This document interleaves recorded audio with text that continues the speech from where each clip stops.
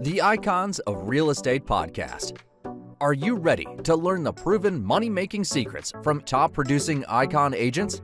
Ready to skyrocket your business? This podcast is for you.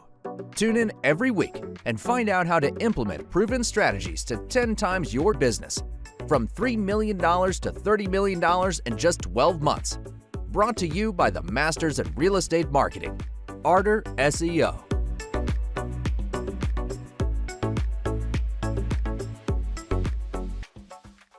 Welcome to the Icons of Real Estate. I'm Tim Calloway. I have a very special guest, a like-minded guest, as a matter of fact, today, Trevor Oldham with podcastingu.com. How are you, Trevor? I'm doing excellent today, Tim. Excited to be here and excited to chat with you. Yeah, this is going to be great. I mean, obviously, we have the same goal in mind, helping real estate agents, investors, and the like, and to further either their real estate ventures, their careers, or hopefully their pocketbook, right? Yep, exactly. So let's just start at the beginning, man. How did you get started with the podcasting? What was your upside to this from the beginning? Yeah, I think that taking a look at my story and really going back to 2015, and at that time I was running a different company that I run now, and I realized we had a good social media following. We realized what happens if that social media following gets taken away from us. Who knows what could happen. So with that in mind, I thought it'd be cool to go out there and start a podcast. So for about 2 years, I was running my own podcast. I was booking the own guests. I was editing the shows. I was writing the own show notes. And after about 2 years of doing that, I wanted to monetize my skills because at that time the company wasn't making too much money. And I just started freelancing my skills out there. And one day I came across a turnkey real estate investor, and she wanted to get booked on podcasts to help promote her business. That, hey, I've booked a lot of guests on my show. How hard could that be to book her on podcast? Right. Started working with her, and this was about 5 years ago. And sort of just, kept going with it. 6 months in, got a couple more clients a year, and realized it could be a full-time business. And then now we've grown the team to a few folks and have really, for the last 3 years or so, primarily worked with real estate investors. Yeah, fantastic. It's a good group to work with. Obviously, they're listening right now and they know it. The community is pretty tight. Right. And man, they are a knowledge-seeking community. There's so much to learn and so much going on. So how do you get the word out about your podcast? I mean, who are you contacting? How are you contacting? Or is it just they see and hear the show and they give you a shout? Yeah, I would say, there's a couple of different ways. I would say, let's say if we're going out there and marketing the company per se, one, podcasts are like, love it. Obviously, I'm a podcasting company. Obviously, this is a podcast, so we might be a little biased, but I find podcasts to be a great platform. We do a lot of cold email, and we target folks. Honestly, we've been doing this ever since the beginning of our company, and we pick up a handful of new clients every month. And basically, our strategy is reach out to these folks and say, hey, we heard you on this specific real estate show. If you want to get booked on other real estate shows, that's what our company does. So that's been a big aspect of it. And then just attending a lot of networking and meetup groups, even as, we specialize in this, in my mind, I'm like, oh, I want everyone to know about it. You meet people every day. They're like, oh, I actually wanted to start a podcast, but I don't know who I should talk to. And I'm assuming it's similar with your company. Someone wants to grow their site traffic and they're like, I just don't know who to reach out to. And then, the more people you get in front of, obviously, the more they're going to hear and learn about you and, potentially become a client of yours.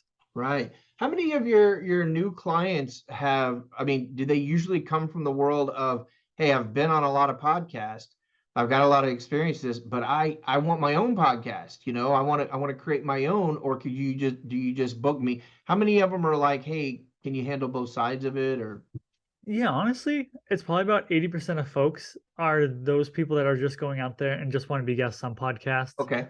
They prefer not that they don't want to have their own show. They just like being a guest more so than, they can show up for a 30-minute interview, and at the end of the interview, they're done. They don't have to worry about editing or episodes or anything like that. The other 20% are folks that, not to say that they don't want to be guests, but they love just hosting their own show. They find that they're a better host than they are a guest. And then I would say it's probably somewhere split down the middle, or probably split a little bit. Sometimes we work with folks that are a host and they want to be on, they want to get guests for the show, and they also want to be, on other people's podcasts because they want to promote their own show by, bouncing off other folks' shows as well. So honestly, it's probably a pretty split mix. What I say, and typically what I recommend is if someone, say you have an extra few hours of time in your week, say if you have 3 to 4 extra hours of time in your week, then it makes sense for you to go out there and start your own podcast. If you have 3 to 4 extra hours per month, then it makes sense to go out there and be a podcast guest because it is less of a time commitment. So you just gotta,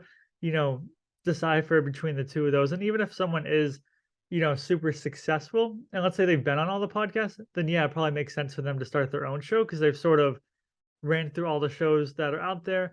Where if it's someone that's a little bit newer and it's going to be a little bit trickier for them to be a podcast guest, not to say they're not experienced, but if it's someone, say they have 5 to 10 units, which is still, good within itself, but it's going to be hard for them to hold down a, 25, 30, even 45-minute conversation. Well, then it might make sense for them to go out there and start their own show. So it really just goes back to that person's, time and place and really what they're looking to achieve. Yeah, that's good advice. I like that a lot. So, really, and because you and I are both on this side of the fence, this isn't about me, it's about you and your company, but what I find interesting is the breadth of real estate, and how many different areas. I mean, we get, and I got to believe you do as well. You probably get a lot more than we do, because that's your bread and butter, getting people on different shows. And we focus just on the marketing part. But I get a lot of folks that just barely meet maybe the criteria. Do you have a criterion, so to speak, is to be booked?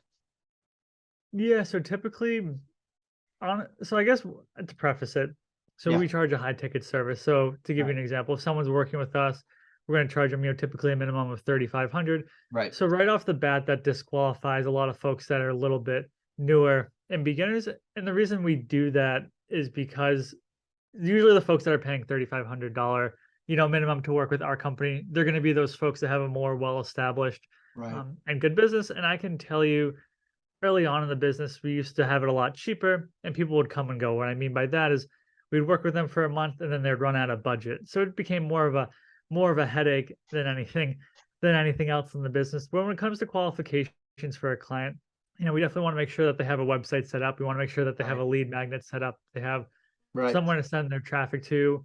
And then how can they monetize? Are they a capital raiser? Are they a coach? Do they just have a book that they're looking to promote? So that's where you want to find out. And then from there, there's no, wouldn't say a specific criteria. Typically we want folks that have been in the space, 3, 4, and 5 years. I mean, we've also worked with clients that have been, as an example, we work with a client who's been in the space for 18 months and he has like 30 Airbnb units. That's something that's, super impressive. So it's on a sort of a case by case basis. But usually, again, if someone has 10 units, they're just not at that place where they can afford to pay someone like our company to go out there and work with them. And again, not to discredit them, because I think that's still super good, having those 10 units, but we do typically want someone that's a little bit more seasoned, a little bit more experienced, because it's just going to make our job a little bit easier going out there and securing these interviews for them. Yeah, I just always find it interesting. We'll get connected with someone that they're a house painter, and they're like, hey man, I want to get on these shows about real estate so I can help promote my house painting business. And I think sometimes I'm like, that's not the worst idea in the world, right? I mean, essentially, but that's not really what we're doing, but okay. It's kind of funny, but I think you have the right idea of that threshold, on cost, that really kind of separates the what does it say, the fray from the chaff, or whatever it might be. This has got to be about building a certain type of business. So I think that's good stuff. So, let me ask you this, Trevor, on a day-to-day basis, if you and I were to, hang out and just talk shop, and you're like, Tim, I'm really having issues with this. I need to get this fixed or figure out a way to make this happen. Whip out your magic wand, man, because I know you can do it. What would it be? What would it be, the one thing that you and your company would need help with, or maybe a different direction you'd want to go? Yeah, I would probably say, when we're looking at needing more help, and I feel like it's something along with the lines of your company, when it comes to SEO. And the reason I say this is like, we've been in business 5 years.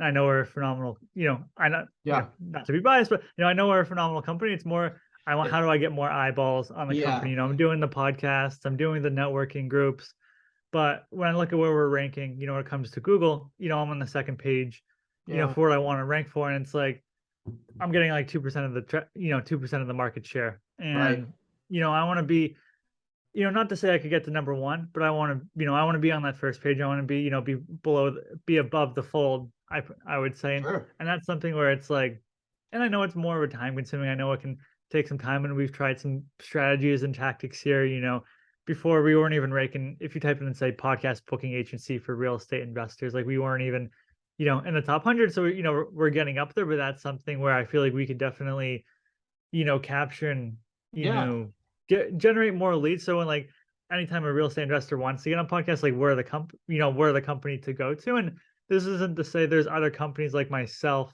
out there, yeah, but they don't specialize in real estate like we do. So I don't want real estate investors working with these other companies.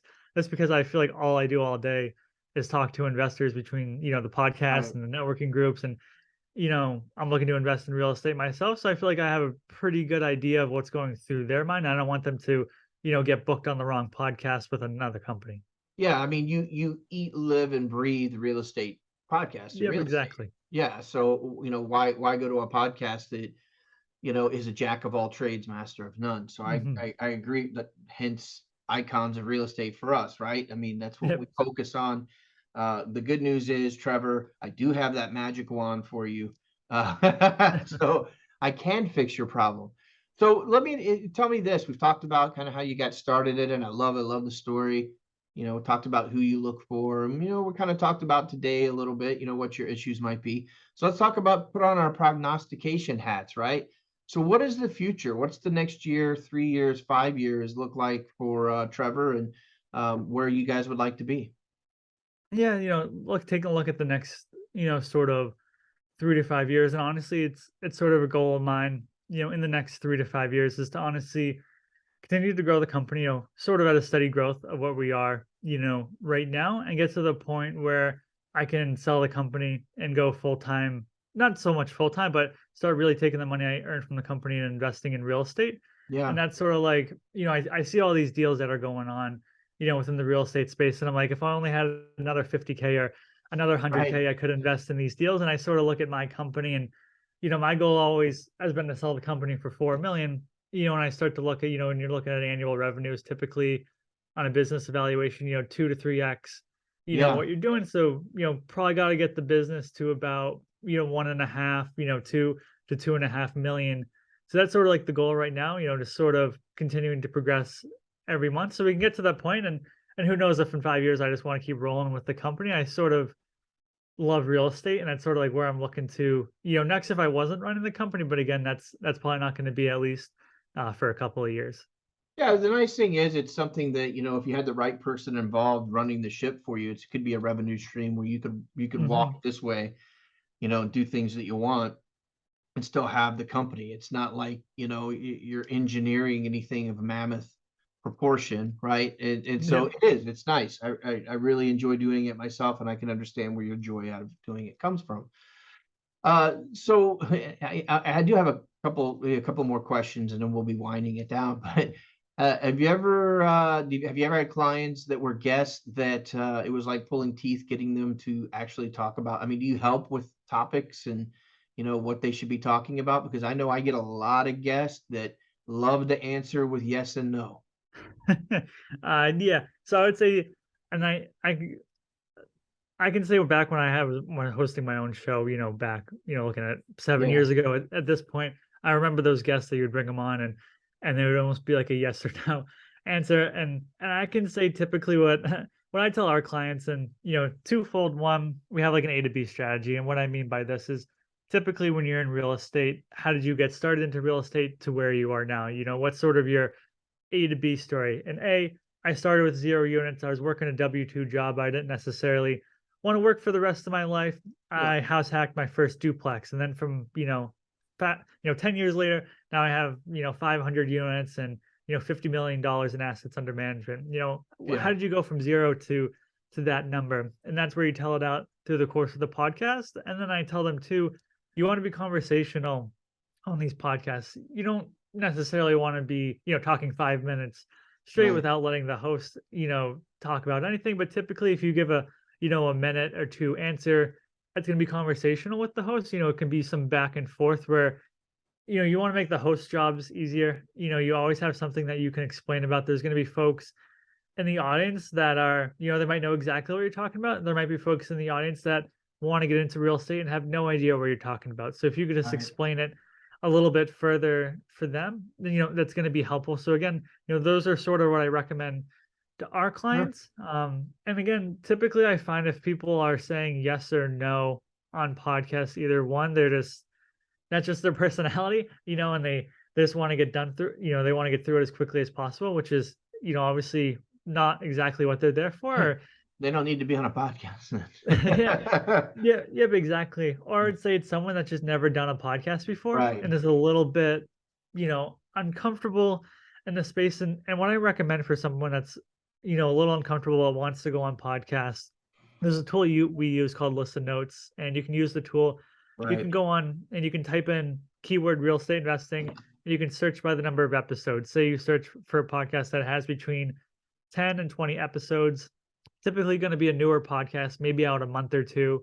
Yeah. And you're going to reach out to those shows and see if you could be a guest on those shows. And the reason I say this is it's going to take you about 5 to 10 podcasts for you to really get your story down, for you to Yeah. really get comfortable. So if you're just never been on a podcast, it's more apt to just give those yes or no answers because you're just not 100% sure exactly what to do or what to say on the shows. That's great advice. I wish I could give that advice. Unfortunately, I can't because I don't find out until the day of or the day Yeah. before. But man, yeah, that's a great idea. Cut your teeth on the smaller, lesser known shows that are willing to kind of go through that because Hmm. really they're doing the same thing, right? I mean, Yep. new podcast hosts and sometimes how Hmm. they are and sometimes they have a difficult time pulling things out of people. I've been doing, I've had 3 podcasts and I can tell you I've done hundreds of episodes. I'll always find a way to pull something out of you, even if it's your kid's birthday, we're going to talk about it. But no, that's good advice, Trevor. I really like it. I really do. That's actually excellent, excellent advice. I'm going to pass that on to Thomas and let him know. How do people get in touch with you, Trevor? Yeah, most certainly. So I would tell them to go, or they can go to our website, podcastingyou.com/icons of real estate. They can feel free to check us out there, or they can just check me out on LinkedIn as well. Okay. So last question. We know how to get in touch with you. We've heard how you got started. Got some great advice on how to prep. I love that. I can't stop thinking about it actually. And but I always like to give the last minute or two, if you need it, to kind of talk about what's ever on your mind, heart, and soul. And it can be about your pet dog, or it can be about business or podcast. Take us out. Go ahead, Yeah, Trevor. yeah. I would say, for those listening, when it comes to being a podcast guest, being a podcast host, it's going to be super uncomfortable while you're doing it. You just got to put yourself out there. I remember when I was a guest, even I run a podcast company and I was going out there being a guest, how many times I messed up the first couple of times Right. with my story. When I was a podcast host, I remember butchering the first 4 or 5 interviews just Easy. so bad, I couldn't even use them. I'm coming from someone that's more of an introvert, so it's something that's unnatural, having these one-on-one sort of conversations. So at the end of the day, you just got to put yourself out there, whether you're a host, whether you're a guest, and if you're on the fence, just push yourself out there, push yourself beyond the comfort zone. Because I just find too many people that could have a phenomenal podcast or could be a phenomenal guest and are just too scared and too uncomfortable with the notion of what are people going to think of me? What are people going to, think of my podcast? What are people going to think of me as a guest? Where at the end of the day, not everyone's going to like you, not everyone's going to like your podcast. So you might as well just go through it and put yourself out there. That's great advice, man. I love it, Trevor. Good stuff. Thank you so much for being on the show. Actually, no, I can't say that, but one of the times, I'm going to say few times, but it's not few. One of the times I really learned something. So I love that. I love to, as you probably do, further your knowledge. Trevor, thanks for taking the time out. I look forward to talking to you again.